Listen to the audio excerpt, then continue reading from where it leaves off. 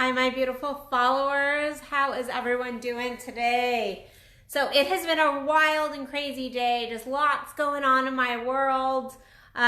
It's been one of those days where the day has just like gone like that. And I did not get my video done. So I had a quick 10 minutes before my next amazing soul aligned client walks in my door. And so I wanted to stop for a second and do a quick video and talk to you guys, because today it's been really interesting. I've seen this pattern going on in pretty much all of my clients, and is this problem with our throat chakras, and speaking our truth, but speaking our truth in a sexual sense. And I get couples all the time, and I get singles all the time that come to me and go, Addison, why does he or she just not get it?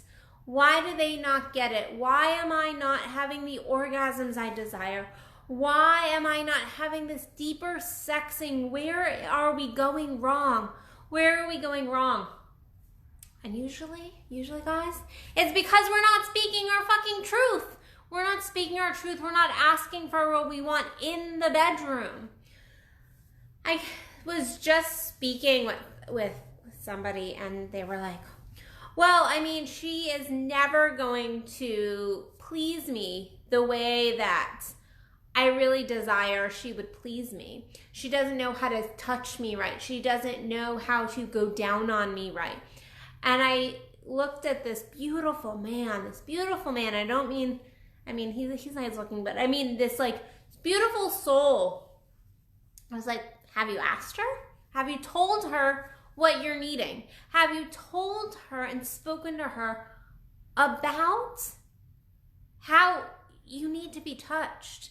How when she's touching you in this way, it's actually hurting you, and it's not increasing your arousal. It's actually smothering your arousal. And he was like, no, it would hurt her feelings. It would hurt her feelings. And I'm like, well, how do you know it would hurt her feelings? Well, I just know. So you're a mind reader? And after some conversations, like, yeah, I guess I've never actually asked for what I wanted. I've never verbalized this. And it sounds so simple. But it's never this simple, guys. It's never this simple. What we're asking for, what we're communicating can be hard, because we are dealing with other people's emotions. But the problem being, when we don't speak our truth, when we don't ask for what we need, especially in the bedroom, what ends up happening is we ruin the relationship anyway. We kill the energy anyway, because we're not actually asking for what we need, and so the sex will decline. And sometimes this is verbalizing what you don't want. I have lots of women and some men actually too that will not speak up when they're like, that really doesn't turn me on. I'm really not aroused by that. But he or she thinks it does. They think this is a turn on. They think that I want to engage with them in this way. And the problem being is, a lot of times they've been in these relationships for years. And so at this point, if they went back and were like, actually, I hate doing that. Then it would cause actually more friction in the relationship, because it's like, why have you been doing that for this entire time? If you don't like adventurous sex, then why have you been having sex with me outside for the last 2 years or 3 years? If you didn't like it, now my feelings are hurt. Now I'm upset because you haven't trusted me. It is much easier. Yes, it's difficult sometimes to speak those hard things. We live in a society that we are, in one way, so obsessed with sex. And in another way, we don't talk about it. We don't talk about it with the people we're actually having sex with. And a lot of times we don't even try things out. We don't go, I wonder if this would be good. I wonder if that would be good. And I mean verbally trying it out, or just kind of processing through certain things. Many of you know, I was out in St. Thomas and St. John with my bestie Kendall this weekend. And we sat and we talked about sex, and I was like, oh my goodness, I want to try this, and I think that this is going on, and I think that's going on, and I feel this. And we had a couple hours of just like talking about our sexing, and I found myself verbalizing things, and then later I was like, yeah, it's not exactly true. It's not exactly true, but it was the processing through it, the speaking it out loud, where I was able to go, yeah, that's not true. Yeah, it's actually more like this. And I was able to do a little bit of tweaking myself. And I talk about sex all the time. And so if you're not speaking to the person you're actually having sex with, about these topics, then how are you learning yourself? How are you learning that other person? We like to think that we don't need to talk about sex. And in the middle of sex, that will bring us straight up into our brains. Especially as women, if our partner starts asking us too many questions in the middle of sex, it will take us out of our feminine energy and straight into our heads. And same for you guys as well, but sometimes you guys can tend to be able to hold your arousal a little bit better. But women, if you get them too much into their heads, then they're not connected to their pussies. They're not actually connecting and feeling themselves, and it will take the arousal away. And that is a very general statement. But outside of the bedroom, you need to be talking about sex. I cannot tell you how many men I have dated, and I go, what do you desire? What do you enjoy? What turns you on? What is sexy to you? What do you want to try? What are you unsure about when you're sex? What's a mystery to you in your sex? Because guess what? There are mysteries to be explored in all of our sex. In all of our sex, sexing is a deep journey. It's just this deeply impactful journey that we're always going on. And we can always go deeper. And there's always a new mystery in our sex. And if you feel like that's not true, then you need to do your own fucking sexual work, because sex should have a mysterious piece. There should be pieces we haven't explored.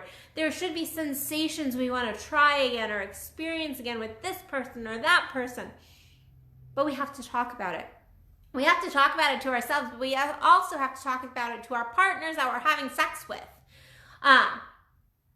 We have to start this communication. So much of ourselves and who we are really can be explored through our sex, through communication of our sex. I cannot tell you how many people will tell me, well, he or she should just know. And I'm like, no, they don't know you. They don't know your body. They're not you.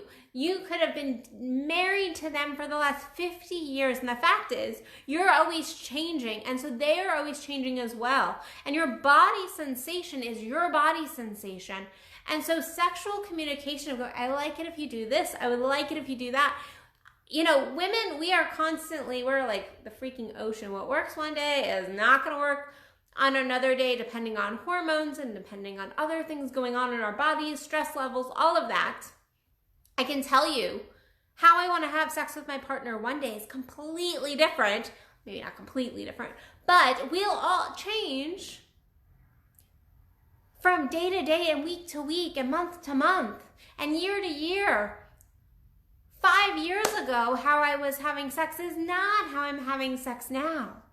It's not how I'm having sex now. And even day to day, it's like, no, today I would like you to spend more time going down on me and doing it like this and being soft and gentle and really cozy and get me into that cozy place.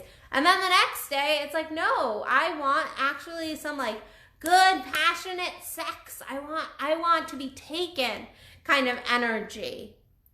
And that's just me. I'm speaking from my perspective, but the same thing goes for you and your woman and you as a man as well. We have to communicate. We have to ask our partners what they desire. And then as a partner getting asked, you have to be willing to open up and just get honest. Drop the fucking shame about, ooh, if I talk about it, what are they, like, okay, I'm sorry, but if you have kids, if you we're talking to a 14 or 15-year-old that's like, I want to go have sex. I'm going to have sex for the first time. You would tell them that they need to talk to the person they're having sex with. That this is one of the first things we do when stepping into the sexual arena is talk to our partners. Talk to them about, do you have anything? Do you have a condom? Meaning like anything being like, do you have any disease? Anything I need to know about? Do you have condoms on you? Have you had sex with anybody else? When we are teenagers, our parents, our guardians, we would hope, are having this conversation, this communication, that you need to communicate with your partner. You need to talk about it. That if you can't talk about it, you shouldn't be fucking doing it. Well, I'm sorry. I don't care if you're 30, 40, 50, 60, 70 years old. If you can't talk with your partner about sex, then that's a problem. You shouldn't be having sex with that person. Because what ends up happening is you're going to cross boundaries accidentally. You're not going to be communicating, or you're not going to be really diving deeper into that passion, into that other person's energy. You're going to be stuck in your head. You're going to be playing a guessing game. And so many people go, how do I make my orgasm better? Fucking talk to your partner. And I know I'm using the F word a lot today, but I think it is so crazy that we can't just go, I need you to tweak it like this. I need you to tweak it like that. We get our egos involved of like, if she says that she needs me to do something differently, or if he says he needs me to do something a little differently, all of a sudden I'm doing something horrible, I'm not doing it right, and like get angry and get upset. I see this in couples all the time. It's like if they get any feedback regarding the sex, any communication, they take it as a personal offense. And that is egotistical sexing. That is you not being a grown-up and willing to understand that you will never know that other person's body more than they know themselves. There are times when I will ask a partner to do something just a little bit differently, and sometimes it has nothing to do with them not doing something right. Sometimes it has to do with me needing to feel into something a little bit more. It has to do with something maybe energetically, a blockage or something I'm trying to work through. Maybe I'm just trying to feel my body more and really connect. So just because you're getting feedback that is negative or constructive doesn't mean you've done anything wrong. Doesn't mean that the sex thing sucked. It means that you're growing together. But we have to start talking about it. We have to be willing to talk about our desires. We have to be willing to talk about what we're curious about. We have to also be willing to go, okay, I'm going to throw this out here. I'm not sure if this is true. Okay, like I thought that, but now that I'm processing it, now that I'm talking about it, now that I'm getting into it, I realize it's not this, it's this over here. It's this over here. And that's a beautiful process. I love that with my clients, watching them be like, oh, I think this is the case. And then be like, yeah, now that I'm talking to you, Addison, really, it really is more like this. It's this narrowing in on our desires, narrowing in on what we want. Because we are fluid human beings. We just are. But if you're not asking for what you want, then don't expect to have good sex. Don't expect your partner to, and I'm going to use this phrase that I actually hate, give you an orgasm or guide you to being able to have an orgasm if you can't verbalize that they're doing it wrong, that they're not hitting the spot, that you need more, that you need something different. And if you're not willing to take the feedback and have good, honest, constructive communication with your partner, then why are you having sex with them? Because if you're not willing to take feedback, then you don't love them that much. You don't actually care about them and their orgasm and their experience. What you care about is your own ego. So I have to go because my client is here, my amazing client. But I did want to just throw that out there. Communication, guys, communication. And I want you to really look at what is stopping you from communicating what you desire in the bedroom. What is stopping you from communicating what you desire in the bedroom? Because I can tell you, if you cannot communicate what you desire in the bedroom, there is communication issues in the rest of your relationship. There's massive communication issues in the rest of your relationships. We don't talk about, have this openness everywhere else, and all of a sudden go, when it comes to sex. If you cannot talk about sex, then you either have just communication issues within self and in all your relationships, or specifically in this relationship. So look at your own shit. Look at your own shit there. So, all right, ladies and gentlemen, I am off to do coaching, and then I have an amazing women's circle tonight. I'm really excited. Really excited. I'm sure you'll hear about it tomorrow. But on a side note, I have my oral pleasures class where we will talk about communications about oral sex going on March 14th. Get your seats now. Do not wait until last minute, because I promise you it will get sold out. It always does. So if you're in the DFW area and you want to join this class, this is for men, women, couples, singles, it doesn't matter, as long as you're 18 or older. Come and learn about blowjobs, going down on your woman, or having someone go down on you, how to enjoy it, how to make it more pleasurable, how to make it more connective. And I promise there will be lots of laughter, lots of connection, lots of just fun learning. Everyone always messages Kendall and myself after this workshop and is like, oh my goodness, that's a workshop like I've never been to. It was fun, it was enjoyable, I learned so much, and then I also got to laugh. Other than that, I have a tantric puja coming up next week, so get on the list for that if you're in the DFW area. I have some online stuff that I'm working on, but not ready to announce. So, all right, guys, you can follow me, learn more, work with me one-on-one, either in person, online, or over the phone at addisonbell.net. All right, guys, I'll see you tomorrow for another Addison Unleashed. Love y'all. Bye.